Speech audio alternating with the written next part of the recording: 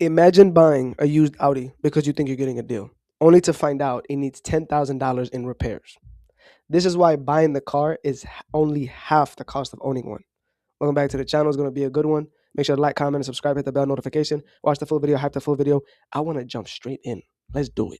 I bought a luxury Audi from Carvana like about a week ago, and it now needs about $10,000 in repairs. When I first started my search looking for this particular Audi, I went through all the normal channels most people go through, you know, Auto Trader, Car Gurus, but I couldn't find any examples that weren't super overpriced. So I figured, you know, let's try something different. Let's try looking on Carvana. When I got it, I noticed immediately that there were some things in there that they did not disclose to me. The car was in white, but the bumper was a slightly different color compared to the fender, and also the fender was a slightly different color compared to the door. The worst part came when I got my post-purchase inspection done at Ratified Motorsport, because I wasn't going to trust Carvana's 150-point inspection. I took the car up to Ratified Motorsports. What they found was not what I wanted to hear. The PCV, the water pump, and the thermostats all need to be serviced because the PCV malfunctioned. Parts and labor come out to $4,406.13, but we're not done. The valve cover gaskets are visually leaking, which is not good. Parts and labor come out to $705.62. The upper timing covers need to be resealed and another oil change needs to be performed. That is $3,038.87. That gets us to a grand total with the diagnostics cost. That is $8,335.62. And keep in mind, this doesn't even include the problems with the fender, not matching with the bumper, not matching with the hood, and not matching with the rest of the car. This was a nightmare.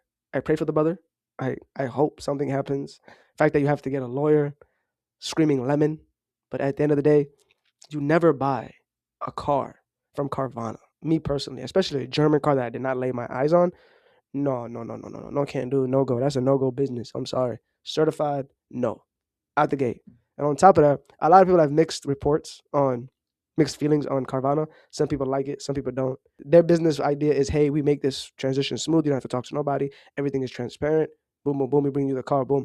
Sometimes it might work. Sometimes you might get a car that's not good. But a German car from Carvana is crazy. And this is where I think people get fooled by luxury cars. They see the price, they see the payments, and they think I can afford that, right? But that's not the same as being able to afford the car. Because the purchase is just the beginning. Like the car purchase, the price is just the beginning. Like you've got insurance. You've got maintenance and repairs, especially for German cars. Secondhand, crazy as hell. You have tires. And when you're dealing with a used luxury car, German cars, those numbers can get ugly real fast. And that's what I think happened here. That Audi looked affordable. It looked nice. He had plans on modding it, doing a lot of things to it, until reality showed up with a $10,000 repair bill. There's also a psychological trap here. Like we tend to focus on the price we can see and ignore like the cost we can't see. I'm really a big heckler on maintenance. That's why sometimes a $30,000 luxury car can sometimes be more expensive than a $40,000 reliable car. And I always said this in this channel, the biggest indicator is if you can afford the maintenance. Somebody said, Carvana and Audi is a guaranteed bad day. Hold on, you bought a car without viewing it? That's what I said, especially a German car, an S5, that's a sporty Audi. Yeah, come on, brother. Yo, somebody really said this. I sold my 340i, which is a BMW, to Carvana while it had so many issues, and they bought it, fixed nothing, and sold it. He got hit with the same thing this person just did. Why are you saying this out loud, like overt about this? This is bad, bro. She said, my boyfriend works at Carvana. Let me just tell you, a lot of the cars are absolute trash. And if you saw the stuff that they do with customer trade-ins and not fixing things, he would be shocked to stay away from the luxury cars. You're not getting what you're paying for most of the time. Somebody said, I will never get a car from Carvana. When I worked at Pep Boys, we had a customer with a car from Carvana in the shop, and Carvana didn't want anything to do with the maintenance work, and the total of the repairs was pretty close to $5K, including major engine issues. Yeah, major lesson is, do not buy a car you do not view. It's the latest sign of a slowing economy. 23,000 jobs lost last month, opposite of what experts had predicted. The latest wage data was also disappointing, showing pay hikes aren't keeping up with inflation. It's gone completely off the cliff, and nobody's doing anything about that. The average person can't afford to go to the grocery store anymore. I definitely think the fuel is the biggest impact, but I also do think it's temporary. War-induced high gas prices are averaging just over $4 a gallon nationwide. Inflation has crept up since Trump took office, despite what he said last week. We have very low inflation. We brought inflation way down. His top economic advisor, Kevin Hassett, did acknowledge some of the problems on Sunday, but he insisted the employment rate is on the rise in some key sectors. The most recent CBS News poll found voters remain skeptical. 55% said the Republican Party's policies are hurting their cost of living. A concern that is now being echoed by Democratic candidates like Michigan's Abdul El Sayed. He's hoping a focus on affordability will help him win a seat in the U.S. Senate. In an interview late last week, President Trump said GOP voters may be angry with Republicans in Congress, but voters are not angry with him. The distinction may not matter much, however. Voters historically hold the party in the White House responsible for the state of the economy, especially in an election year, Vlad. Yo, this man literally had the audacity to sit there, right? I don't care if you're a Democrat or Republican. I don't get into politics personally. I don't care which one you swing on. I'm not trying to debate, right? But the thing is that this man literally said, inflation is down right now. This is the same guy that said affordability is a hoax. This is a guy that literally was asked, what do you think about America's affordability crisis? He said, I don't worry too much about that. Affordability, what's that? Let me tell you something. You don't get into politics to try to help people. You get into politics to really enrich yourself because you're taking a lot of donations and you're working hard to protect the assets of corporations. Those guys are the ones through lobbying that make these big decisions for you. Inflation hurts you. The tariffs hurt you, right? That's the reason why big corporations are getting tariff refunds that were taken from you. Politics, but people are going to pay politics just like the guy, right? Oh yeah, I think the gas prices are the biggest thing, but it's going to come down. I think this is temporarily. Exxon, Chevron, BP, right? British Petroleum have made enormous profits. You think they're going to stop now? This war is profitable for them. War is profitable for corporations and banks. Yeah, you do know this, right? Like bankers run the game. Presidents are just the face. Like that. Why do people go so hard for these presidents? Like they're employees. That's why they take a $400,000 salary. You know that, right? Like they report to somebody. They're just managers. They're just managing that seat for 4 years to 8 years. They work for bankers. That's why when the banks fail, they always get bailed out through more printed money, which then inflates your dollar. I just wish if people were a little bit more open, they would not get involved in politics. Again, you get into politics to enrich yourself. These guys don't care. Just like the guy said, right? The older gentleman, yeah, just nobody cares. Like nobody's doing anything. Everybody's getting rich in politics except for you. But you're the one that's big barking, defending Republicans and Democrats. While you struggle at the pump, in the groceries, credit card debt, interest payments for your house, property taxes. I just wish people open their brains, bro. But we're distracted though, right? Sports, politics, circus, bread and wine, and give them a show. And they won't have to worry about nothing or rebel. Somebody said, I wish I could lie as much as Trump at my job without ever getting any kind of punishment too. That's a good one. That's a good one. Trump has made a lot of money though. You get what you vote for. Remember how in the past clip I was telling you get into politics to enrich yourself?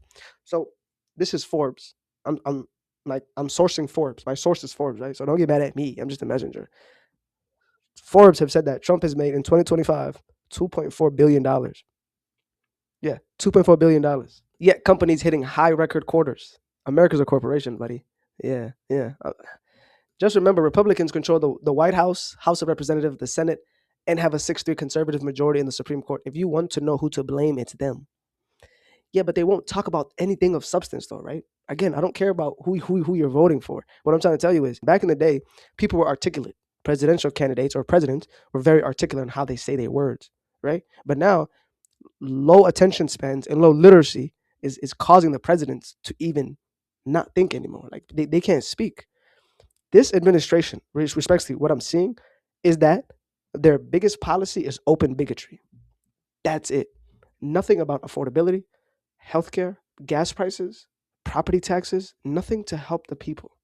Everything about blaming immigrants, and let's take the shift blame from the billionaires. These politicians have zero idea of how we are struggling to make ends meet. Do they grocery shop? When you have no bills to worry about, you don't care about the people who are drowning. Why would, yes, obviously they are not struggling. So why would they don't feel sorry for you. Do you understand they get $85 in a daily stipend to spend on food and lunch? $85. I'm eating good for $85 daily. You have to understand how politicians really work, right? For their term is that 50% of the times, half of the year, they're on recess, they're on vacation. The other 25%, they're raising money for their next election, and the other 25%, they're just saying dumb things and arguing with each other and trying to get a bill passed around. That's it. They don't care. And they get six-figure salaries. And they get to take out PPP loans and different loans from the government and those get, obviously forgiven. Politics though. I went shopping today. I didn't need groceries. I just needed some stuff for the house, toilet paper, paper towel, wipes, things of that nature. And I don't think I've ever seen as many open packages in a store than I've seen today. Like looking at toilet paper packs, like 6-8 packs, and seeing 2 rolls taken out.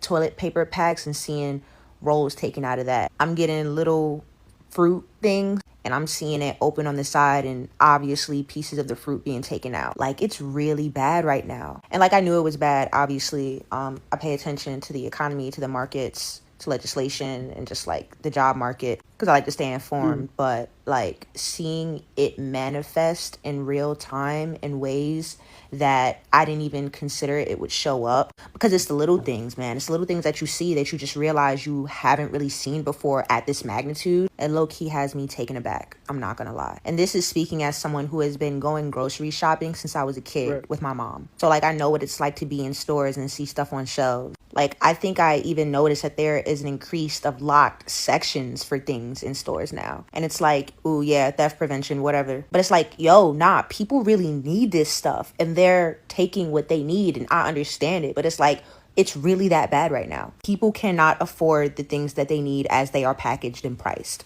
We talk about recession indicators as a joke, but like, nah, it's real. Like, everybody is not just struggling with groceries. Everybody is struggling with a quadruple whammy of different barrages getting hit from different places, bro. Like, you have high inflation, elevated consumer debt.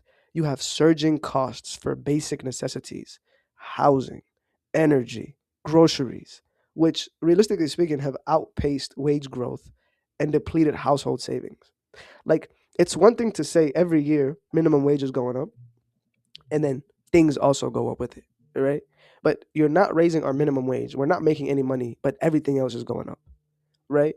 We now also just hit $40 trillion in debt. And they said it's going to hit $50 trillion by the time Trump is done in 2028. To be involved in a war we've never wanted to be in, to be giving away subsidies and welfares to other countries, but not the people that, you govern. Right now, things are so expensive that a lot of people have high debt and low savings. People are losing jobs. People are in consumer debt because they have to rely on credit cards. People have to literally skip out on meals. This country is the richest country in the world, but people living in it are living like third world citizens. Go vote. Your vote matters, right? Politically, it does. But here's the part that nobody talks about, right? It's like, your vote isn't going to build your emergency fund. Like, it's not going to pay your $30,000 car loan. It's not going to stop you from financing a lifestyle you can't afford. There's this political game, and then there's the personal finance game. Like, politics can change the environment around you, but you still have to figure out how to survive in that environment. And in today's economy, that's more important than anything. But do not ever in your life confuse political participation with financial progress, because politicians can influence the economy, but nobody is ever going to manage that money for you. My closing statement is, do not put your financial future in the hands of politicians, employers, banks, or even the economy. You have to build enough skills, income, savings, and assets. You got to turn off the TV. You got to turn off the loud noise. You got to shut out the static that's like just screaming really loudly. You got to sometimes stay away from certain family members. You got to cut off certain friends. You cannot confuse political participation with financial progress. Nobody is going to come manage your money for you. It's a tough time. Things are very scary. Things are very nasty. Things are very unaffordable. But at the end of the day, it only gets worse before it gets better. So it's time for you to really strap in and pray. And I hope that, we make better choices, because it's not going to get any better. But I don't want to bore you guys for too much. Make sure to like, comment, subscribe. Please hit the bell notification so you could be notified every time I drop a video. A subscribe is free, but it really does a lot of things for this channel. With that being said, I'll catch you on the next one. Be good, do good. Peace.